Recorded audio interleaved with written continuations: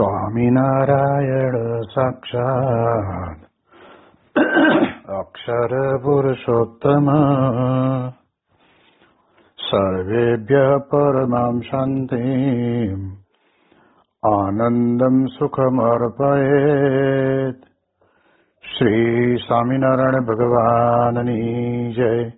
શ્રી અક્ષર પુરુષોત્તમ મહારાજની જય. શ્રી ગુણાતીતાનંદ સ્વામી મહારાજની જય. શ્રી પ્રમુખ સ્વામી મહારાજની જય. શ્રી મહંત સ્વામી મહારાજની જય. પ્રગટ ગુરુ હરિ પરમ પૂજ્ય મહંત સ્વામી મહારાજની આજ્ઞા અને આશીર્વાદથી આપણે બધાએ ચાતુર્માસ અંતર્ગત શ્રાવણ મહિનાની પ્રાતઃ કથાનો લાભ લઈ રહ્યા છીએ. આજે આપણા માટે ઓગસ્ટ મહિનાની 8મી તારીખ એટલે 8/8/24 અને ગુરુવારનો મહાપવિત્ર દિવસ છે અને 1332મી સભા થાય છે.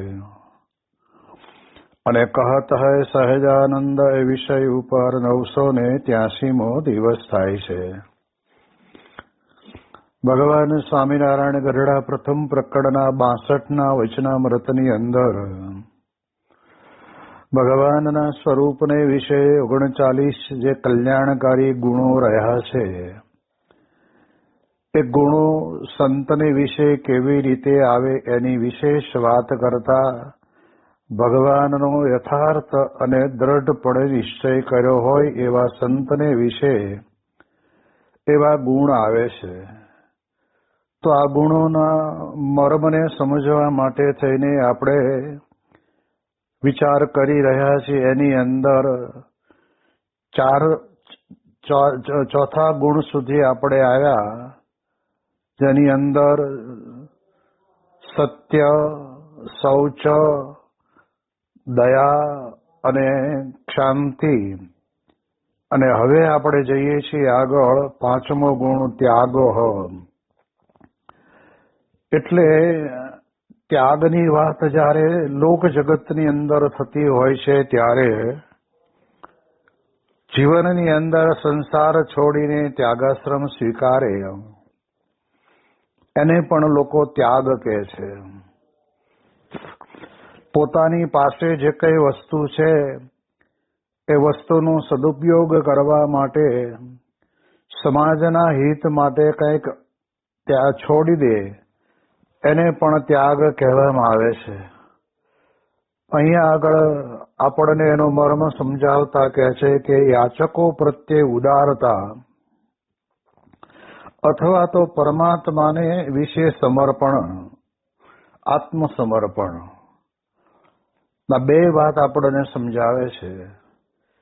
જ્યારે આપણે જાણીએ કે ભગવાન સ્વામિનારાયણ પોતે પોતાના ઘરની અંદરથી અયોધ્યાથી જ્યારે નીકળ્યા ત્યારે એમણે જે ત્યાગ કર્યો એ ત્યાગ પોતા માટે નહીં પણ આખા ભારત વર્ષના ઇતિહાસની અંદર જુદા જુદા સ્થળોમાં મુમુક્ષુઓ જ્યાં આગળ ભગવાનના દર્શનની ઈચ્છા કરીને ઘણા વર્ષોથી રહેતા હતા એ બધાને દર્શન આપવા માટે અને એ બધાના મનોરથ પૂર્ણ કરવા માટે થઈને એક કલ્યાણ યાત્રાનો આ એક એમના ઘરનો ત્યાગ હતો. બાકી તો આપણે જાણીએ છીએ કે ન જેવી સામાન્ય વસ્તુને છોડવી પણ સંસારની અંદર બહુ જ અઘરી પડતી હોય છે. જીવનની અંદર લોકો પોતે પોતાના જીવનમાં મદોન્મત્તતા આવે એવા કેફી પદાર્થો લેવા માટે તલપાપડ થતા હોય છે. હવે એને જ્યારે છોડવું હોય ત્યારે એ પોતે છોડી શકતા નથી. પરંતુ ભગવાનનો આ ત્યાગપણાનો ગુણ કેવો છે કે પોતાના માટે ન રાખતા બીજા અન્યને માટે, યાચક માટે આપી દેવું, એવો એમનો ત્યાગ. સ્વામીશ્રી પોતે અમદાવાદની અંદર કોઈ હરિભક્તની ખબર કાઢી અને પછી નીકળ્યા છે તેવા સમયની અંદર 4 રસ્તા ઉપર ગાડી ઊભી રહી અને ત્યારે એક ભિક્ષુક ત્યાં આગળ આવે છે. પ્રમુખ સ્વામી મહારાજ પોતે પત્ર વાંચી રહ્યા હતા અને આવીને ગાડીનો કાચ ખખડાયો અને ત્યારે તે વખતે સ્વામીએ ધીરે ધીરે કાચ ખોલ્યો. શું પ્રમુખ સ્વામી મહારાજના જીવનની અંદર ઉદારતા હતી એનો આપણને દર્શન થાય. એટલે એ ભિક્ષુકે એવું કહ્યું કે 2-3 દિવસથી ભૂખ્યો છું ને તો તમે મને કંઈક આપો. એટલે સહેજે સહેજે પાછળ બેઠેલા સંતોને સેવકોને પૂછ્યું કે આપણી પાસે પ્રસાદ હોય તો લાવો આપણે અને આપીએ. ત્યારે સંતોએ કહ્યું કે સ્વામી જે કંઈ પ્રસાદ હતો એ બધો જ આપણે ત્યાં દવાખાનામાં પણ પૂરો થઈ ગયો છે, તો બીજું કાંઈ? તો કે બીજું કાંઈ છે નહીં. સંતોના મનમાં એમ હતું કે જે પધરામણે ગયા તે વખતે ત્યાં આગળ એક હરિભક્તે કાજુનું પેકેટ આપેલું અને એ પેકેટ તો કહેવાય છે કે હરિકૃષ્ણ મહારાજને ધરાવવા માટે થઈને આ પ્રમાણે રાખી મૂકવું જેથી કરીને ઠાકોરજીના કામમાં આવે. એટલે સ્વામીશ્રીને યાદ હતું. સ્વામીશ્રીએ કહ્યું કે આપણે એક પધરામણી ગયા ત્યાં આગળ કાજુનું પડીકું મળ્યું હતું, એ લાવો. એટલે સંતોએ પછી તો બાપાએ આજ્ઞા કરી એટલે એ કાજુનું પડીકું સ્વામીશ્રીને આપ્યું. એમાંથી મુઠ્ઠી ભરીને કાજુ જ્યારે ભિક્ષુકને આપ્યા ત્યારે એણે કહ્યું કે સ્વામીજી ઇતને સે ક્યા હોગા, હમકો પૂરા દે દો. અને તરત જ એમણે પોતે પોતાના જીવનની અંદર આવા ઘણા પ્રસંગોની અંદર ઉદારતા દાખવી છે એનો આપણને અનુભવ થાય. તો તરત જ આખું કાજુનું પેકેટ એમને આપી દીધું. ભગવાનને માટે તો કંઈક આપણને ભગવાનનો ભક્ત આપી રહેશે એવી એક શુભ ભાવનાથી એ યાચકની ઈચ્છાને પૂરી કરી. જ્યારે પ્રમુખ સ્વામી મહારાજ પોતે પાંડુરંગ અઠવાલેની અહલ્યાબાદની અંદર જ્યારે એક શિબિર હતી ને શિબિરની અંદર સ્વામીશ્રીને વિશેષ પદ માટે આમંત્રણ મળેલું હતું. અને ત્યારે પૂજ્ય વિવેક સાગર સ્વામી અને સ્વામી બાપા બધા જ ત્યાં પધારેલા. તે વખતના સમયની અંદર એ વખતે ત્યાં આગળ આજુબાજુ વિચરણ કરવાનું હશે એટલે સંતોએ થોડીક સૂકા નાસ્તાની વ્યવસ્થા ઠાકોરજી માટે અને સ્વામીશ્રી અને સંતો માટે સાથે લીધેલી.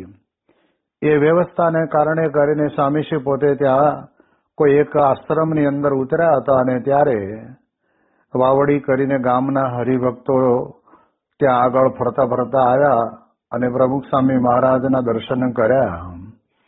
ત્યારે સ્વામીશ્રી તરત જ એમના અંતરની અંદર રહેલી મનની ભાવનાને સમજી ગયા હોય એમ. સ્વામીશ્રી કહ્યું કે તમે કેટલા દિવસથી નીકળ્યા છો, આગળ ક્યાં જવાના છો અને કોઈ તકલીફ તો નથી ને? એમ 2-3 પ્રશ્નો પૂછ્યા. ત્યારે ખચકાતા ખચકાતા હરિભક્તોએ કહ્યું કે સ્વામી અમે જે બસની અંદર આવ્યા છીએ યાત્રા કરવા માટે, બસવાળાએ અમારી સાથે એ કોન્ટ્રાક્ટ તો કરેલો જ હતો કે અમે તમને ખાવાનું 3 ટાઈમ આપશું, પણ એ બધું જ એવું કઈ હરખો મેળ પડતો નથી. આપણે રહ્યા સત્સંગી એટલે બહાર જમવાનું આપણને કઈ અનુકૂળ પડે નહીં, એટલે થોડી ઘણી તકલીફ તો આ રહેશે. આટલું જ જ્યાં બોલે છે ને તરત જ પ્રમુખ સ્વામી મહારાજ પોતે સેવક સંતોને બોલાવીને કહે છે કે આપણે સાથે જે નાસ્તો લાવ્યા છીએ એ નાસ્તામાંથી આ હરિભક્તોને આપો. એટલે સંતોએ વિચાર કર્યો કે હજુ તો આપણે તો 10-15 દિવસ આ બાજુ વિચરણ કરવાનું છે, આ બાજુ સત્સંગનો કોઈ એટલો બધો વ્યાપ છે નહીં, એટલે આપણે રોજ બરોજ જરૂર પડશે. એટલે એવા વિચારથી ખચકાતા હતા. અને ત્યારે સ્વામીશ્રીએ કહ્યું કે એક કામ કરો, ઠાકોરજી પૂરતું રાખી અને બાકીનું બધું જ એમને આપી દો. પોતાના માટે કે સંતો માટે જે પ્રમુખ સ્વામી મહારાજ પોતે રાખવાની ઈચ્છા દર્શાવતા નહોતા અને આ હરિભક્તોને આપી દેવાનું કહ્યું ત્યારે હરિભક્તો રાજી થયા કે બાપા તમે જ અમારું ધ્યાન રાખો એમ છો એમ કરીને એ રાજી થતા ત્યાંથી નીકળી ગયા. પણ આપણને ખ્યાલ આવે કે પોતા માટે રાખ્યું હોય એનો પણ માગનાર વ્યક્તિને જીવનની અંદર આપી દેવું એવી એક ઉદારતા પ્રમુખ સ્વામી મહારાજના જીવનની અંદર જોયેલી. આપણે જાણીએ છીએ કે બ્રહ્મ સ્વરૂપ યોગીજી મહારાજનો પ્રસંગ જાગા ભગત સ્વામીનું સમાધિ સ્થાન ડાંગરાને વિશે ગુરુ શાસ્ત્રીજી મહારાજ, નિર્ગુણ સ્વામી, આ બધા સંતો ત્યાં આગળ હતા અને તે વખતના સમયની અંદર રાજકોટના કોઈ પ્રેમી હરિભક્તો સિઝનની પહેલી કેરી લાવ્યા હશે અને તે વખતે યોગીજી મહારાજે એનો સરસ મજાનો રસ કાઢીને તૈયાર કરેલો. ગુરુવર્યને અને નિર્ગુણદાસ સ્વામીને થોડા જે કંઈ હરિભક્તો હશે એ બાપુ દરબારોને બધાને જમાડી દીધા.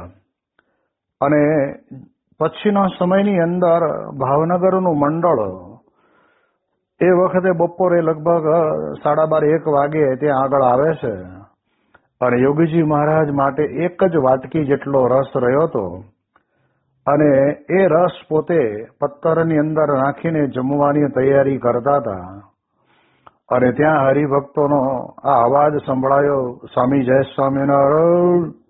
અને ત્યારે તરત જ એમણે સમજી લીધું કે હમણાં આ હરિભક્તોને જમાડવાના થશે. એટલે શાસ્ત્રીજી મહારાજે બોલાવીને કહ્યું કે જોગી, આ હરિભક્તોને જમાડવાના છે.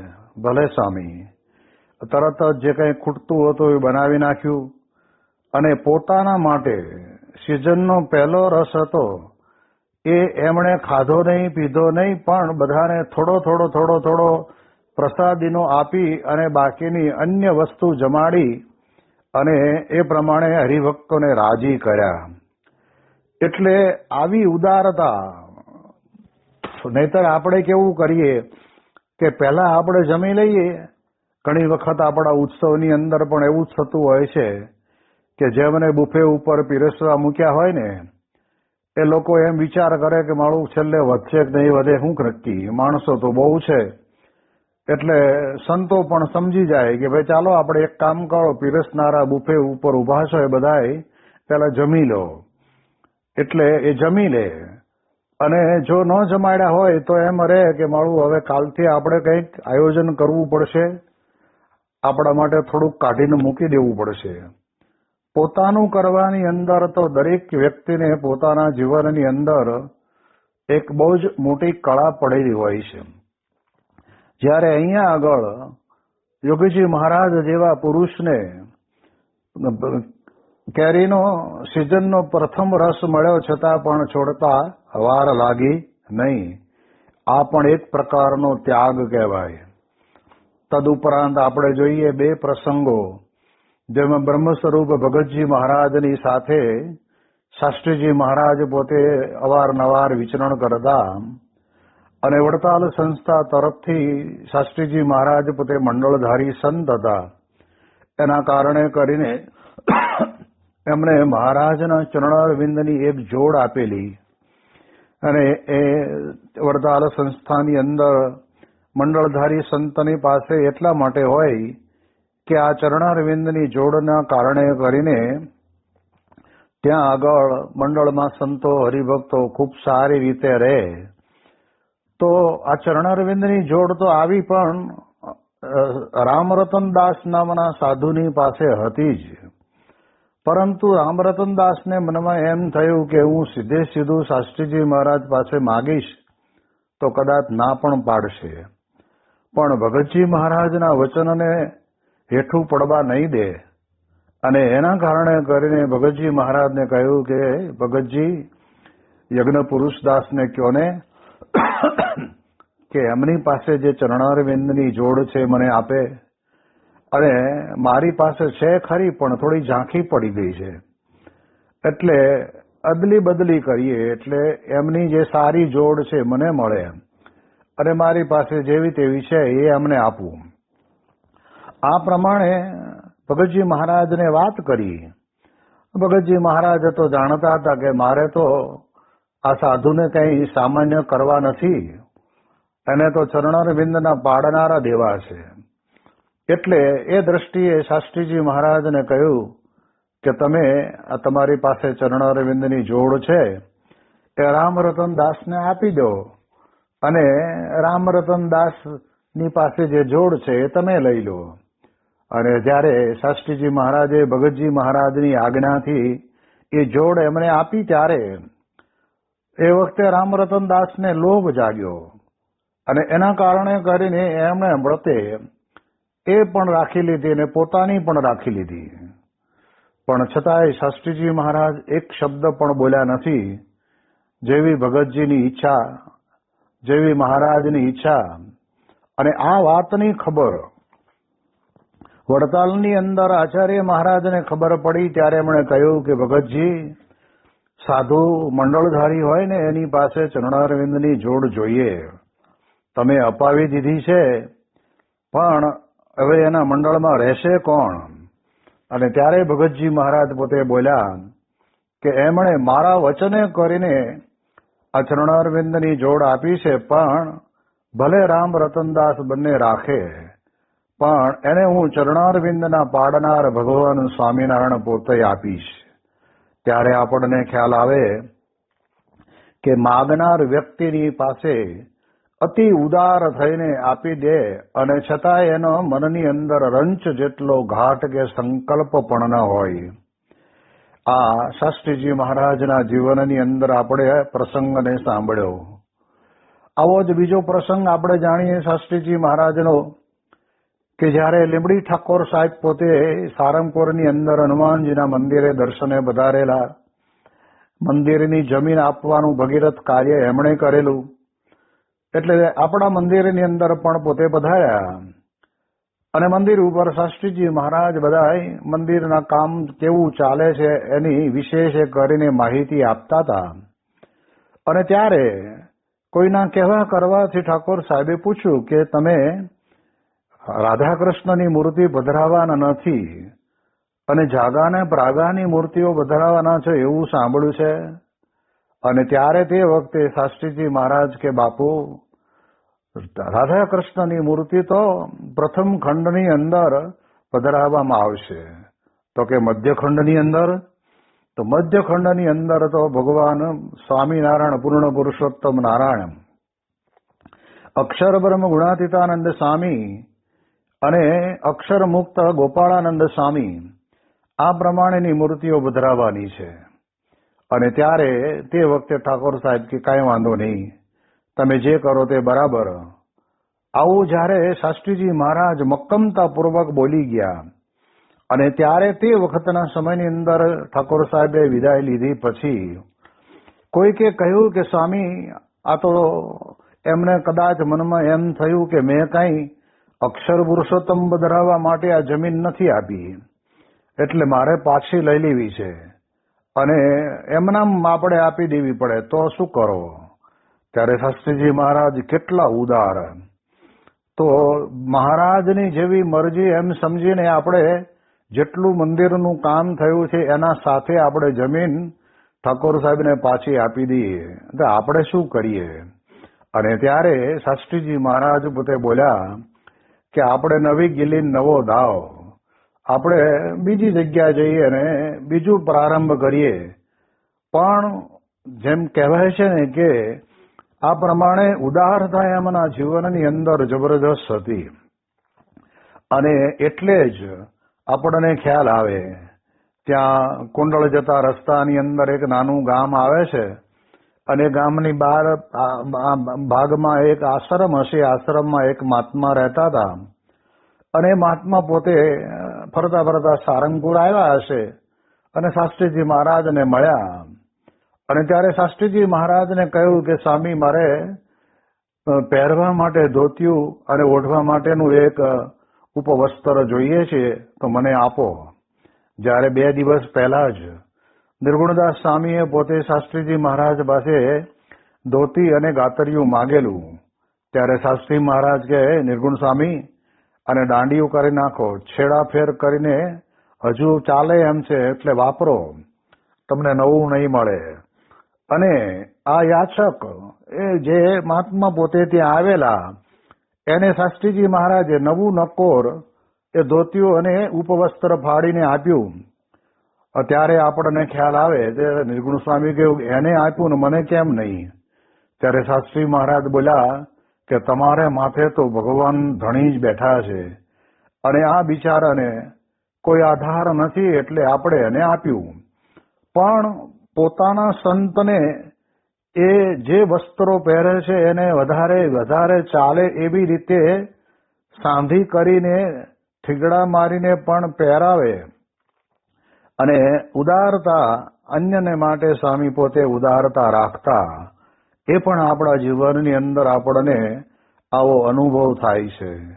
એનાથી આગળ આપણે જોઈએ તો પ્રમુખ સ્વામી મહારાજને શાસ્ત્રીજી મહારાજે પોતે એમના ગુરુ થકી મળેલી જે મહારાજની પ્રસાદીની માળા એ નારાયણ સ્વરૂપ દાસને પોતાને આપેલી અને એક શાસ્ત્રીજી મહારાજની પ્રસન્નતાનું પ્રતીક હતું. કારણ એક તો મહારાજની પ્રસાદીની અને એમાં પણ પાછી શાસ્ત્રીજી મહારાજની પ્રસાદીની, એટલે એ દ્રષ્ટિથી સ્વામીશ્રી પોતાની પૂજાની અંદર રાખતા હશે. મુંબઈની અંદર સ્વામીશ્રી પૂજા કરતા હતા ત્યારે એક હરિભગતને ખબર પડી હશે કે પ્રમુખ સ્વામી મહારાજની પૂજાની અંદર મહારાજ અને શાસ્ત્રી મહારાજની પ્રસાદની માળા છે. એટલે કહ્યું કે સ્વામી તમે માળા અમને આપો, અમારા બધાને ઘરે દર્શન કરાવવા છે આવી પ્રસાદીની માળાના, એટલે તમે આ અત્યારે આપો, કાલે હું પાછો લેતો આવીશ. એટલે પ્રમુખ સ્વામી મહારાજને કઈ બીજું વિચાર્યા વગર કે ભાઈ ચાલો આ નિષ્ઠાવાળા હરિભગત છે એટલે આપણે એને આપીએ. અને માળા મને આપી અને એ તો લઈને ગયા. એક દાડો, 2 દાડા, 3 દાડા રોજ યાદ કરાવે પણ કઈ સરખો જવાબ મળે નહીં. અને પછી તો એ માળા એમને રાખી જ લીધી, આપી જ નહીં. ત્યારે એક વખત પ્રમુખ સ્વામી મહારાજે છગનભાઈને કહ્યું કે તમે ઓલી માળા લઈ ગયા છો દર્શન કરાવવા માટે, હવે પાછી લાવો. એટલે છગનભાઈ આવીને યોગી મહારાજને કહ્યું કે બાપા પ્રમુખ સ્વામીને તમે આજ્ઞા કરી દો કે એમની પાસેથી જે મેં માળા લીધી છે ને એ માળા મારા ઘરે રહેશે. હું બધી પ્રસાદીની વસ્તુ રાખું છું એના ભેગી. અને યોગી મહારાજે પ્રમુખ સ્વામી મહારાજને બોલાવીને એટલું જ કીધું કે આપણે હવે ભૂલી જવાનું, સંકલ્પ કરવાનો જ નહીં. મહારાજની અને સ્વામીની શાસ્ત્રી મહારાજની પ્રસાદીની માળા હતી તો એ લઈ ગયા છે તો ભલે રહી એમની પાસે. અને પછી ત્યાર પછી પ્રમુખ સ્વામી મહારાજ કહે છે કે મને લેશ માત્ર વિચાર જ નથી આવ્યો કે માળા મારા હાથમાંથી યુક્તિ પ્રયુક્તિ કરીને પડાવીને લઈ ગયા, એવું કાંઈ મનની અંદર આપણને વિચાર આવ્યો જ નથી. એટલે એ દ્રષ્ટિથી આપણે વિચાર કરીએ તો આપણને ખબર પડે કે ઉદારતા એમના જીવનની અંદર કેટલી બધી જબરજસ્ત. હવે આવી રીતે પ્રમુખ સ્વામી મહારાજે પોતે ઘણી બધી પ્રકારની ઉદારતાના પ્રસંગો આપણે જાણીએ છીએ કે આ સત્સંગની અંદર છે. પછી આ જ વિષયની વિશે વાત કરતા કહે છે કે પરમાત્માને આત્મસમર્પણ આ એક બહુ જ મોટામાં મોટી વાત છે. કારણ કે આત્મસમર્પણ ભગવાનને કરી દેવું એ બહુ મોટી વાત છે. જેમ મહારાજ પોતે બોલ્યા કે અમે આ જે દેહ રાખ્યો છે એ દેહ અમે સત્સંગની અંદર હરિભક્તોના માટે ન્યોછાવર કરી દીધો છે. હરિભક્તોના હિતને માટે, હરિભક્તોના કલ્યાણ માટે. એમ પ્રમુખ સ્વામી મહારાજે પોતે આત્મસમર્પણ ગુરુ શાસ્ત્રીજી મહારાજની સમક્ષ કરી દીધું. જ્યારે સંસ્થાના પ્રમુખ બનાવ્યા અને જ્યારે એમણે પ્રતિજ્ઞા લીધી અને પ્રતિજ્ઞાના શબ્દો પણ અત્યાર સુધીના ઇતિહાસની અંદર આપણે ઘણા બધા પ્રતિજ્ઞા લઈએ છીએ પણ આટલા બધા ઉમદા ભર્યા શબ્દો આપણને અનુભવાય નહીં. અને તે વખતે સ્વામી બોલ્યા કે હે સ્વામી, આપે મને અક્ષર અને પુરુષોત્તમના આ ઉત્તમ બગીચાની માવજત કરવા માટેની સેવા મને આપી છે. એ મારા શરીરની અંદર પ્રાણ રહેશે, છેલ્લા શ્વાસ સુધી હું વફાદારીપૂર્વક સેવા કરીશ, એમ એમણે જ્યારે પ્રાર્થના કરીને ત્યારે આપણને ખ્યાલ આવે કે આ પણ એક આત્મસમર્પણ, કે શાસ્ત્રીજી મહારાજના વચન ઉપર જબરજસ્ત એમણે આત્મસમર્પણ કર્યું. સ્વામીશ્રી જ્યારે વિશ્રામ લીલાની અંદર સારંગપુરમાં હતા અને ત્યારે તે વખતના સમયની અંદર પ્રમુખ સ્વામી મહારાજનો, શાસ્ત્રીજી મહારાજ જેમ જૂના સમયની અંદર માથે રૂમાલ બાંધતા એવી પ્રકારનો રૂમાલ પ્રમુખ સ્વામી મહારાજના મસ્તક ઉપર બાંધેલો, અને એવો એક ફોટો જે સંતો સેવક તરીકે ત્યાં હતા એમના મોબાઈલની અંદર ડીપી ઉપર હતો. એટલે એક દિવસ રૂમની અંદર તો બાપાને આનંદ જ કરાવવાનો હોય એટલે સેવક સંતોએ ભેગા થઈને એ મોબાઈલની ડીપી ઉપર રહેલો ફોટો બતાવ્યો અને બતાવીને પૂછ્યું કે આ કોણ છે, ઓળખો છો? જ્યારે વિશ્રામ લીલાની અંદર હતા ત્યારે સ્વાભાવિક રીતે ક્યારે સ્વામીશ્રી કઈ પરિસ્થિતિમાં હોય ખબર ના પડે, અને ત્યારે સ્વામી બાપા જોઈ રહ્યા. 2-3 વખત પૂછ્યું ને ત્યારે સ્વામીશ્રીને પૂછ્યું ત્યારે સ્વામીએ કહ્યું કે હા, કોણ છે? તો કે શાસ્ત્રીજી મહારાજના સેવક અને ભગવાન સ્વામિનારાયણના સાધુ. આમ જ્યારે કહ્યું ને ત્યારે આપણને ખબર પડે કે જેમણે પોતે એકલાએ સમગ્ર સંસ્થાનો એટલો જબરદસ્ત વિકાસ કર્યો કે જે કઈ કલ્પનામાં ન આવે, અને પાછા એ વિકાસના કાર્યની અંદર એટલી સરળતાથી કોઈ પણ પ્રકારનો હુંઆટો નહીં, સાયલન્ટ, કોઈને ખબર ના પડે એમ આ કામ ક્યારે થયું, ક્યારે શરૂ થયું, ક્યારે પૂરું થયું, એ બધું જ સાયલન્ટ રીતે ચાલતું હોય. એટલા બધા કાર્યો કર્યા, મંદિરો કર્યા, સંતો કર્યા, શાસ્ત્રો કર્યા, અને હરિભક્તોનો પણ વિકાસ એટલો બધો થયો. તો પણ પોતે એમ કહેશે કે શાસ્ત્રીજી મહારાજનો સેવક અને ભગવાન સ્વામિનારાયણના સાધુ. ત્યારે આપણને ખ્યાલ આવે કે આ કેટલું જબરજસ્ત આત્મસમર્પણ. નહીતર તો કોઈ પણ વ્યક્તિ કોઈ પણ સંસ્થાની અંદર પ્રમુખ તરીકે હોય ને તો એને એટલો તો કેફ અંતરમાં રહે જ કે આ બધું મારા વખતની અંદર થયું. એને બદલે પ્રમુખ સ્વામી મહારાજના અંતરની અંદર ક્યારેય પણ આવો વિચાર એમને આવ્યો નથી, એ પણ આપણને દેખાય. આત્મસમર્પણની જ્યારે વાત આવે ત્યારે આપણે લંડનની સુવર્ણ તુલાના આશીર્વચનના શબ્દોને પણ આપણે યાદ કરીએ. જ્યારે પ્રમુખ સ્વામી મહારાજ પોતે આશીર્વાદ આપવા માટે ઉપસ્થિત થયા અને ત્યારે પહેલું વાક્ય બોલ્યા, જે વિદેશની ધરતી ઉપર કોઈ હિન્દુ ધર્મના ધર્મગુરુનું આવું ભવ્ય સ્વાગત થતું હોય તો કદાચ એ વખતના સમયની અંદર અન્ય કોઈનું નહીં પણ એ પ્રમુખ સ્વામી મહારાજનું થતું હતું. અને એવા સ્વાગતના સુરોની વચ્ચે બધા હરિભક્તોના તન, મન અને ધનથી સમર્પિત થઈને જે ઉત્સાહ અને ઉમંગ હતો એની વચ્ચે પ્રમુખ સ્વામી મહારાજ કે પ્રથમ તો મારા ઈષ્ટદેવ જે ભગવાન સ્વામિનારાયણ, એમને મારા કોટી કોટી દંડવત પ્રણામ કે જેમણે મને આ મનુષ્યનો દેહ આપ્યો. આ આત્મસમર્પણની એક જબરજસ્ત ગૌરવ ગાથા છે. આ આપણને લાગે સામાન્ય શબ્દો છે. અને ત્યાર પછી કહ્યું કે બીજા વંદન મારા ગુરુ શાસ્ત્રી મહારાજ ને યોગી મહારાજે જેમણે મને સ્વીકાર્યો ને આ સેવા આપી એનું કૃતાર્થપણું પણ આમ સ્વાભાવિક રીતે આપણને પરમાત્માના વિશે આત્મસમર્પણની ભાવના દેખાઈ આવે ત્યારે આપણે સમજણમાં આવે કે આવી પ્રકારની આત્મસમર્પણની ભાવના એ પ્રમુખ સ્વામી મહારાજના જીવનની અંદર છે. મહંત સ્વામી મહારાજ પણ હજુ પણ પોતે કહે છે કે આજે 8 વર્ષ થયા ગુરુ પદે આવ્યા એને, છતાંય કહે છે કે હજુ મને લેશ માત્ર માનાતું નથી કે હું ગુરુ પદે છું, હું તો બધાનો દાસનો દાસ છું. એટલે આ આત્મસમર્પણ જયારે ભગવાનને કરે ત્યારે તે વખતે અંતરની અંદર આ દાસ ભાવ એ આપણને સ્વાભાવિક રીતે નિતરતો દેખાય. એ પણ આપણે જાણીએ છીએ. એટલે આપણી ગુણાતીત પરંપરાની અંદર ત્યાગ તો તમે જુઓ તો ક્રિકેટનો એટલો બધો એમનો રસ હતો, પણ શાસ્ત્રી મહારાજની ચિઠ્ઠી મળતા એમણે બધું છોડી, ઘર બાર છોડ્યા અને શાસ્ત્રીજી મહારાજના દ્વારા દીક્ષા લીધી અને દુનિયાભરની અંદર ડંકો વગાડ્યો. તો આપણે આવા ગુણો ભગવાનમાં હોય એવા આવા ગુણાતીત સંતમાં પણ છે. એની વિશેષ વાતો આપણે આવતીકાલે કરીશું. શ્રી સ્વામિનારાયણ ભગવાનની જય.